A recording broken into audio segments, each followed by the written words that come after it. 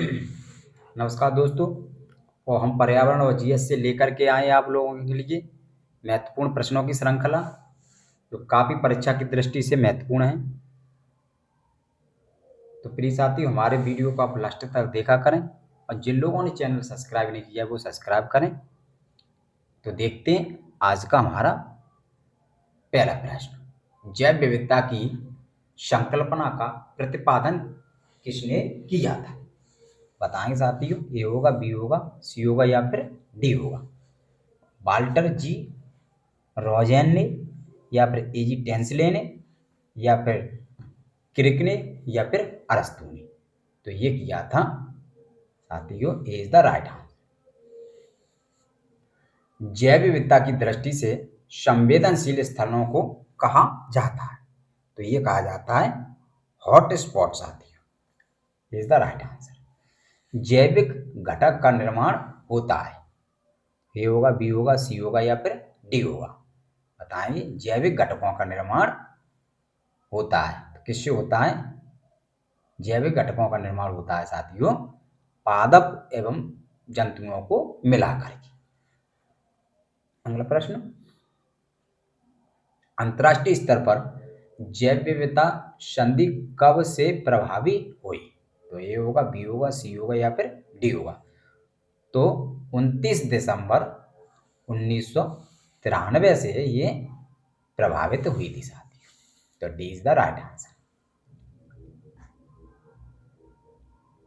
अगला प्रश्न देखते हैं, सर्वाधिक जैव विविधता पाई जाती है?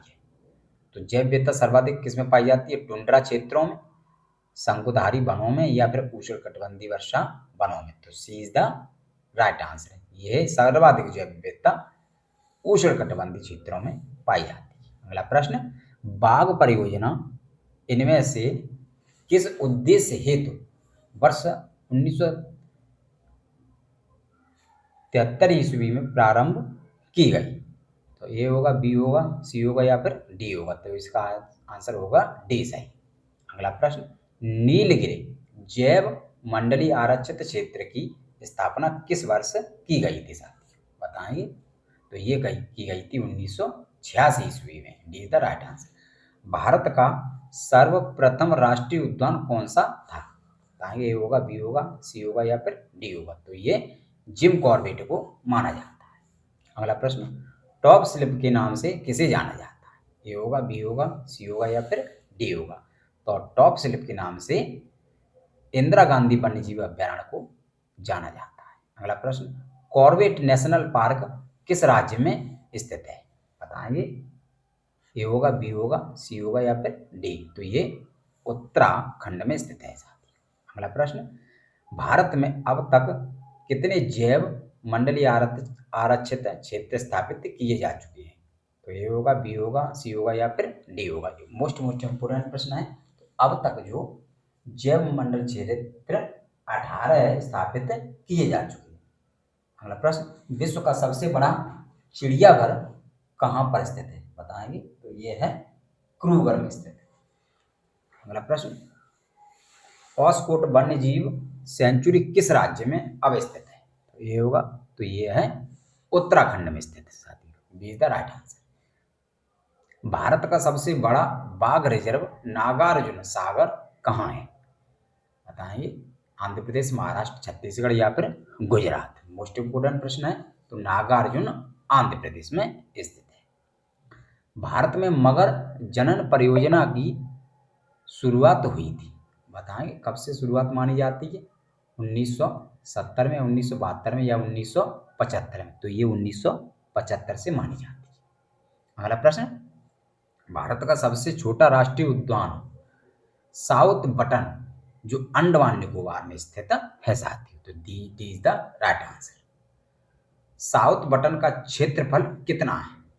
ए होगा, बी होगा, सी होगा या फिर डी होगा। बताइए कितना है? साउथ बटन का जो क्षेत्रफल है वो 0.03 वर्ग किलोमीटर के क्षेत्र में फैला हुआ है। ए इज द राइट आंसर। जैव विविधता शब्द को सर्वप्रथम कब उपयोग किया गया? 1985 में, 1960 में या 1901 में?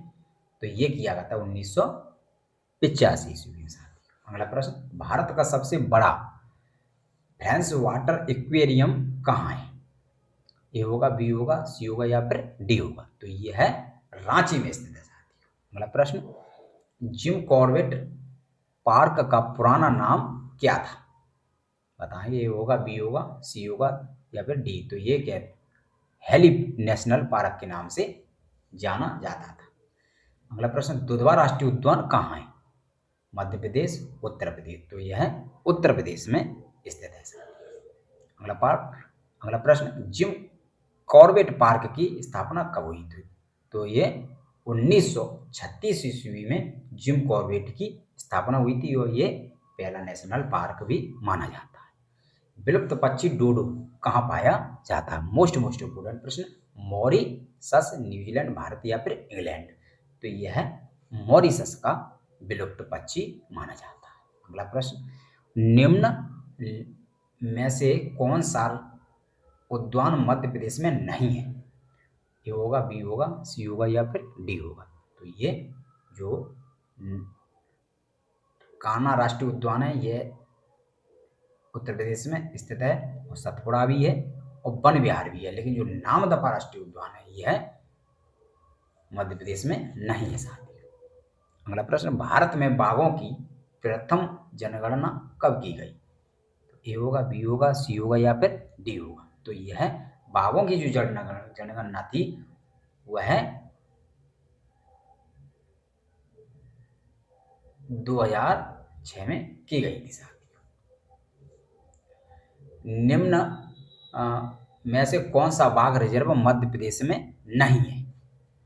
तो जो सुंदरवन है ये पश्चिमी बंगाल में है, न कि मध्य प्रदेश में साथियों। अगला प्रश्न, भारत का सबसे बड़ा राष्ट्रीय उद्यान कहाँ है?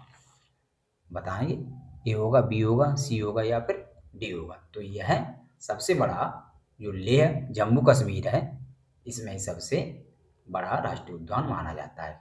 इसे हेमिस राष्ट्रीय उद्यान के नाम से जाना जाता है, जो 4400 वर्ग किलोमीटर क्षेत्र में फैला हुआ है। अगला प्रश्न, भारत का प्रथम जीव मंडल आरक्षित क्षेत्र कौन सा है? बताएंगे, ए होगा, बी होगा, सी होगा या फिर डी होगा? तो यह सी होगा यानी नीलगिरी। अगला प्रश्न, केंद्रीय पक्षी शोध संस्थान स्थित है? ए होगा, बी होगा? तो ये इज्जत नगर बरेली सही आंसर है। विश्व आर्द्रभूमि दिवस कब मनाया जाता है? बताएंगे, ए होगा या फिर बी होगा या फिर सी होगा या फिर डी होगा? तो 2 फरवरी को विश्व आर्द्रभूमि दिवस के रूप में मनाया जाता है। अगला प्रश्न, स्थलीय और तटीय पारिस्थितिकी प्रणाली में आनुवंशिक विविधता बनाए रखने वाले बहुउद्देशीय क्षेत्र कहलाते हैं? तो ये कहलाते हैं जैव मंडलीय आरक्षित क्षेत्र। अगला प्रश्न, गुजरात का राज्य की पशु है? बताएंगे, ये एशियाई सिंह को माना जाता है। अगले प्रश्न, सूची फर्स्ट यानी पक्षी विहार और सूची यहाँ देख लेंगे, जैसे मिलान करना है तो नवाबगंज पक्षी विहार गोंडा, ओखला पक्षी विहार उन्नाव, समस्तीपुर पक्षी विहार गाजियाबाद, पार्वती औरंगा पक्षी विहार रायबरेली। तो सूची का मिलान पूछा जा रहा है साथियों। तो इसमें राइट आंसर होगा ए, यानी मिला लेंगे, एक का दूसरा, बी का तीसरा और सी का चौथा और डी का फर्स्ट। यानी पार्वती औरंगा विहार है वो कहाँ है? गोंडा में है। और समस्तीपुर पक्षी विहार कहाँ है? ये रायबरेली में है। और बी इस तरह से मिला लेंगे साथ। अगला प्रश्न, विश्व में सबसे ऊंचाई पर स्थित बाघ रिजर्व है? बताएंगे, नामदफा, कंचनजंगा या पेंच या फिर पंचमढ़ी? तो ये नामदफा इसका राइट आंसर। नामदफा बाघ रिजर्व किस राज्य में स्थित है? बताएंगे, सिक्किम, अरुणाचल प्रदेश, उत्तर प्रदेश या फिर गुजरात? तो यह अरुणाचल प्रदेश में स्थित है। भारत में राष्ट्रीय वन्यजीव कार्य योजना शुरू हुई थी? बताएंगे, कब से शुरू हुई थी राष्ट्रीय वन्यजीव? तो ये 1983 ईस्वी से प्रारंभ हुई थी। निम्न में से कौन सा बाघ रिजर्व कर्नाटक में नहीं है? बांदीपुर, नागरहोल, इंद्रावती या फिर भद्रा? तो इंद्रावती रिजर्व नहीं है साथी। 2018 की बाघ गणना के अनुसार देश में बाघों की कुल संख्या कितनी थी साथी? बताएंगे। 2018 की जनगणना के अनुसार पूछा जा रहा है। तब बाघों की संख्या थी साथियों, कितनी थी? 2900। C is the right answer. भारत के सबसे बड़े राष्ट्रीय उद्यान हेमिस का क्षेत्रफल है? C is the right answer. Bharat का सबसे बड़ा पक्षी उद्यान कहाँ है? बताएंगे। ए होगा, बी होगा, सी होगा या फिर डी होगा? तो यह भरतपुर इसका right answer. Red data book का प्रकाशन कब से किया जा रहा है? बताएंगे। ए होगा, बी होगा, सी होगा या फिर डी होगा? तो यह 1969 ईस्वी से किया जा रहा है। पश्चिमी घाट कितने लंबाई तक फैला है? बताएंगे। पश्चिमी घाट जो कि एक जैव विविधता के लिए प्रसिद्ध है, ये 1600 वर्ग किलोमीटर में फैला हुआ है साथियों। विश्व में सबसे तेज दौड़ने वाला पक्षी? बताएंगे। कीवी, शुतुरमुर्ग, हेमिस या फिर कबूतर? तो वह शुतुरमुर्ग है। अगला प्रश्न, क्षेत्रफल की दृष्टि से भारत का सबसे छोटा बाघ रिजर्व है? इंपोर्टेंट, क्षेत्रफल की दृष्टि से। तो यह क्षेत्रफल की दृष्टि से सबसे छोटा माना जाता है साथियों पेंच, जो महाराष्ट्र में है स्थित। अगला प्रश्न, शेषाचलम जैव मंडल आरक्षित क्षेत्र कहाँ है? छत्तीसगढ़, पंजाब, आंध्र प्रदेश? तो यह आंध्र प्रदेश में स्थित है साथियों। अगला प्रश्न, निम्न लिखित में से किस राज्य में हरित क्रांति सर्वाधिक सफल हुई? राजस्थान? तो यह पंजाब में सबसे अधिक सफल रही थी साथियों। अगला प्रश्न, निम्न में से कौन सा बाघ रिजर्व असम में नहीं है? बताएंगे। तो जो नागरहोल है यह स्थित नहीं। भारत में हाथियों की वर्तमान कुल कितनी संख्या है? वर्तमान में हाथियों की संख्या पूछी जा रही है। तो ये 27,312 है साथियों। अगला प्रश्न, सबसे ऊंचा स्तनपायी कौन सा है? बताएंगे। जिराफ, ऊंट, व्हेल या फिर हाथी? तो यह जिराफ माना जाता है। अगला प्रश्न, सलीम अली को किस नाम से जाना जाता है? तो सलीम अली को वर्ड मैन ऑफ इंडिया के नाम से जाना जाता है। धन्यवाद।